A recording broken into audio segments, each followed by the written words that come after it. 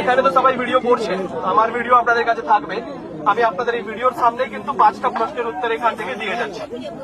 আশা করছি আপনাদের ওই উত্তর শুনে আপনাদের ঠিক লাগবে। একটা হচ্ছে, উনি যেটা আমাকে বলেছেন যে সেম পরিবারের বাবার নাম আছে, ছেলের নাম কেটে গেছে, ছেলের নাম আছে, বাবার নাম কেটে গেছে, বাবার নাম আছে, মায়ের নাম কেটে গেছে, মায়ের নাম আছে, বেটি আছে, ওর নাম কেটে গেছে, এরকম সমস্যা হয়েছে। এখন আমি যদি দেখি এটাকে, বা যে কেউ লোক যদি বলে, এটা কিন্তু হওয়ার কথা না। যদি বাবা ভোটার আছে তাহলে বেটা ভোটার থাকবে, বেটা ভোটার আছে মানে বাপ ভোটার ছিল। এখন যদি কারো এরকম, যাদের যাদের এরকম সমস্যা হয়েছে, অ্যাডজুডিকেশনে বাদ গেছে, হতে পারে কোন একটা কাগজ প্রয়োজন ছিল, ওই কাগজটা হয়তো আপনারা দেননি, দিয়েছিলেন কিন্তু ওটা ঠিক করে দেখতে পারেননি, সেই কাগজটা হয়তো সাফিসিয়েন্ট ছিল না, যে কোনো প্রবলেম হতে পারে, তার জন্য এই সমস্যাটা আজকে হয়েছে। আমি এক একটা করে প্রশ্নের উত্তর দেবো, সব প্রশ্নের উত্তর শুনবেন, কিন্তু মাঝখানে কেউ বলবেন না। এখন এটার সলিউশন কি আছে? এটার সলিউশন সবচেয়ে ভালো স্ট্রং পয়েন্ট যেটা হচ্ছে যে পরিবারের কেউ না কেউ ভোটার লিস্টে রয়েছে, এটা খুব ভালো জিনিস।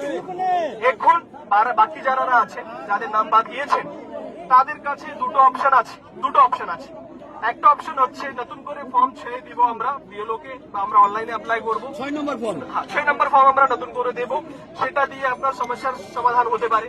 সেকেন্ড অপশন আছে, যেটা হচ্ছে ট্রাইব্যুনালে আমরা যেতে পারবো। আমাদের প্রত্যেকটা গ্রাম পঞ্চায়েতে একটা বিএসকে আছে, যেখানে বাংলা সহায়তা কেন্দ্র নেই, সেখানে গ্রাম পঞ্চায়েত আছে।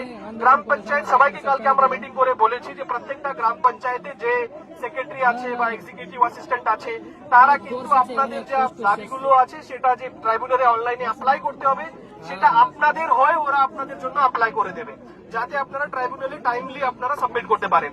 আজকে আমার এই ভাই আমাকে বলেছে যে 15 দিনের টাইম ছিল, 8 দিন অলরেডি পেরিয়ে গেছে, আমি কবে আবেদন করব? তার জন্য আমাদের যে সলিউশন আছে, আজকেই এখান থেকে বেরিয়ে আমরা একটা চিঠি লিখবো, উপরে জানাবো যে এদেরকে টাইম এক্সটেনশনের একটা ব্যাপার ভাবতে হবে।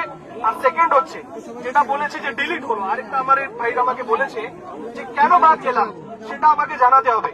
আমি তো সব ডকুমেন্ট দিয়েছিলাম, লাইনে দাঁড়িয়েছিলাম, আমার হিয়ারিং হয়েছিল, ছবি তোলা হয়েছিল, তা সত্ত্বেও আমার নামটা কেন বাদ গেল এটা কিন্তু জানাতে হবে। এই রিজনের জন্য আমরা চিঠি করব, একটাই চিঠি করব, তার মধ্যে বলে দেবো সবাইকে কারণ যাতে জানানো যায়। আর সেকেন্ড হচ্ছে যে টাইম যাতে এক্সটেন্ড করার প্রপোজাল ওরা যাতে কনসিডার করে।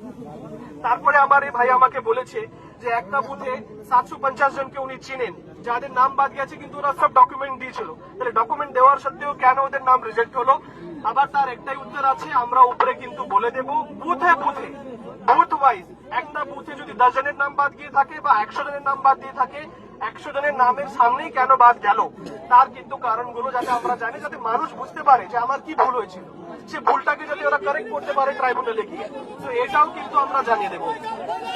তো এর বাইরে দেখুন, এর বাইরে কিন্তু দেখুন, প্রশাসন হিসাবে আমরা আপনাদের গার্জিয়ান আছি, আমরা আপনাদের জন্য কাজ করি। আপনাদের প্রবলেম হয়েছে, প্রবলেমের সুরাহা করার জন্য আমাদের সহযোগিতা লাগবে। এখন আপনারা বলুন আর কি করা যায়? এই যে আমি আপনাদেরকে বললাম, এর বাইরে আর কিছু করার নেই আপাতত। এখন আপনাদেরকে যা রিকোয়েস্ট শুরু থেকে করছি, আপনাদের যা প্রশ্ন থাকবে, যা সমস্যা থাকবে, আমরা, আমার নাম শেখ আনসার আহমদ, আমি এখানে আছি, আমার সাথে আপনাদের এসডিও ম্যাডাম আছে, ভিডিও সাহেব আছে,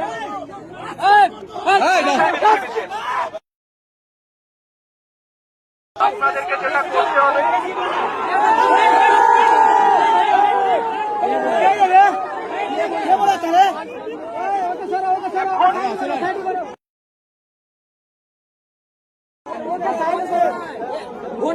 আগে কি বলছে শুনতে দাও, আগে কি বলছে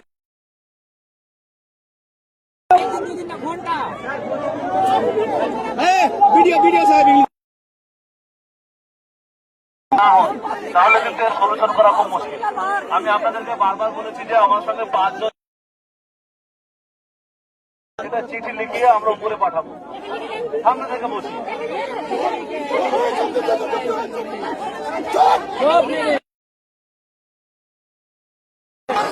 আজকে কেন ভোট কাটলো?